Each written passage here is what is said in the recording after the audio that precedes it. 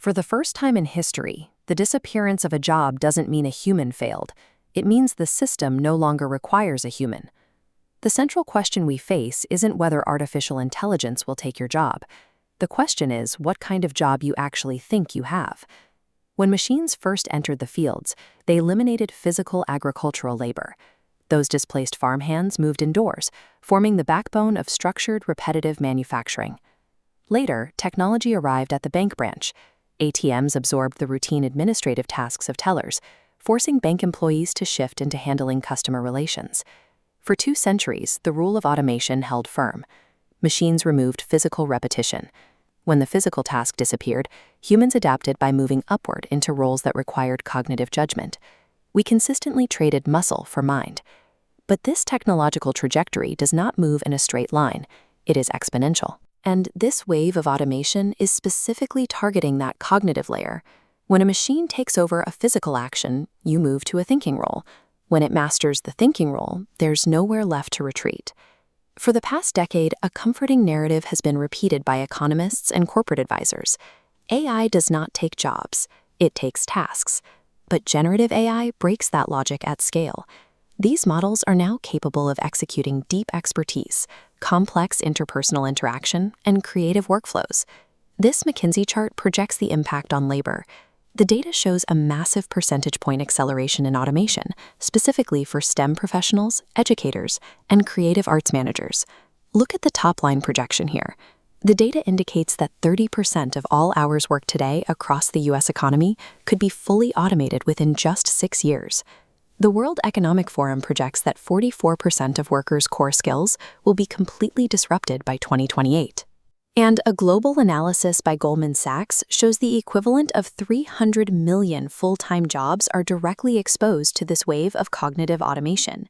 The immediate threat is the gap between how fast an algorithm replaces a worker and how many years it takes that worker to learn a completely new profession. The task economy argument is a mathematical fallacy. Previous automation moved humans from muscle to mind. This automation moves them from mind to margin. Every time technology advances, we point to a list of allegedly safe professions.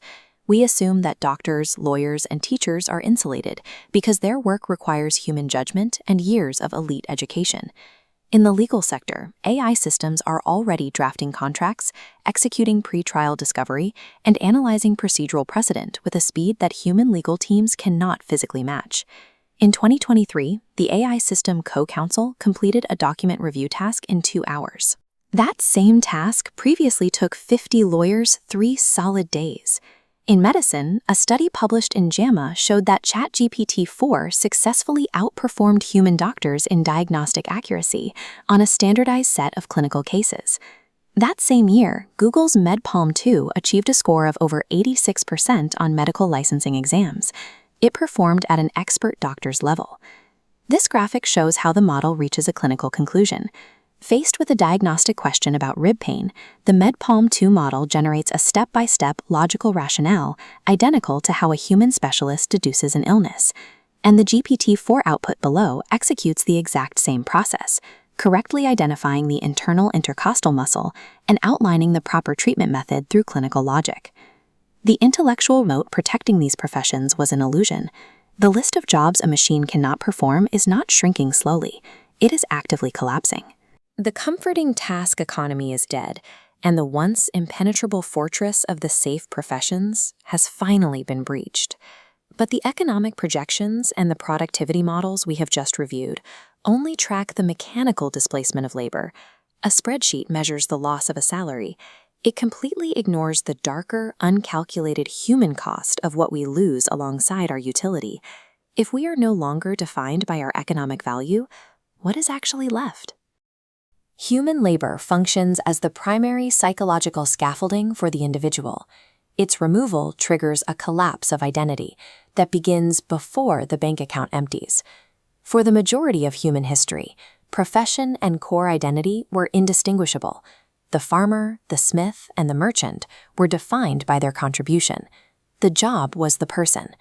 Employment provides 4 specific psychological assets: a designated place to be, a social hierarchy, a reason to leave the house, and a community. These elements create the structure that prevents a day from feeling like an aimless void. As the prospect of mass automation accelerates, policy discussions have centered on universal basic income, a continuous financial stipend designed to replace lost wages. Universal basic income solves the money problem. It fails the morning problem. It provides a monthly deposit, but it offers no answer to the moment you wake up and realize you have nowhere to go. The necessity of this structure is visible in the mental health metrics of those who have already been displaced. Data from a 2021 Gallup study shows that unemployed individuals are twice as likely to report rates of depression and anxiety compared to employed workers, even when their financial security is identical. Because the study controls for income, it isolates the variable. The decline in well-being is not driven by financial panic. It is the direct cost of losing the daily structure that defines a human life. Artificial intelligence does not offer a new source of meaning.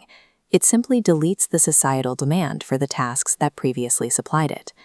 We are constructing a world where the question, "What are you?" is becoming obsolete, and the individual node of society is fundamentally unprepared for the silence that follows. This transition is scaling from a personal psychological crisis into a structural breakdown of the state. Democratic capitalism operates on a specific trait. Citizens provide economically productive labor, and in exchange, the system provides stability, healthcare, pensions, and political participation. Every mechanism of the modern state, from taxation to welfare, was designed around the assumption that human labor would remain a necessary commodity. This line chart tracks the United States civilian labor force participation rate.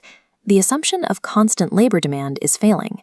The participation rate began sliding in 2000, and the Congressional Budget Office projects this downward trend will continue through 2033. The risk of automation is concentrated among workers without university degrees. They occupy the packaging and assembly roles that are most easily absorbed by existing robotic technologies. The scale of this shift is visible in Southeast Asia, where the International Labor Organization estimates that over half the workforce in nations like Thailand and Vietnam faces high displacement risk. When a population's labor is no longer an economic necessity, the logic of the social contract begins to dissolve. The system stops seeing contributors and starts seeing costs. The predictable output of a broken contract is rapid political destabilization. History shows that severe economic marginalization consistently generates a demand for authoritarian leadership. When voters feel disposable, they do not vote for the preservation of the system. The Weimar Republic collapsed as mass unemployment fueled radical movements that promised to replace a failing democratic order with absolute control. Modern movements, from the Brexit vote to the rise of nationalist parties across Europe, reflect the same pattern. A population reacting to the feeling of being economically discarded. The Industrial Revolution took 150 years of labor movements and global wars to find a new equilibrium. Artificial intelligence is compressing that same magnitude of displacement into a 15-year window. Human institutions require generations to process changes of this scale. Our political infrastructure is not built to survive this velocity. Government reports consistently offer the same solutions: worker retraining, human-AI collaboration, and the birth of new, uninvented industries. These strategies ignore the psychological limit. While you can retrain a human to perform a new technical task, you cannot retrain them into a sense of purpose. The math of job creation is also falling behind. Automated displacement is occurring at speeds that prevent new industries from scaling fast enough to absorb the millions being left behind. A population that feels economically disposable will eventually weaponize its vote to disrupt the system that abandoned it. We are constructing an economic system designed for total output and zero human friction, and we have no plan for the species it has outgrown. This outcome is not a temporary recession or a policy error. It is the final output of the system functioning exactly as it was designed. With the data and the systemic analysis stripped away, we are left with the silence of a missing future, a vacuum where human purpose used to be. We are dismantling the primary mechanism that organizes our time and our self-worth, and we are doing it before we have anything to put in its place. The last human job will not be a technical task. The final work remaining will be answering the question of our own utility. and the time to ask it is almost up. Subscribe to Fractured Signal.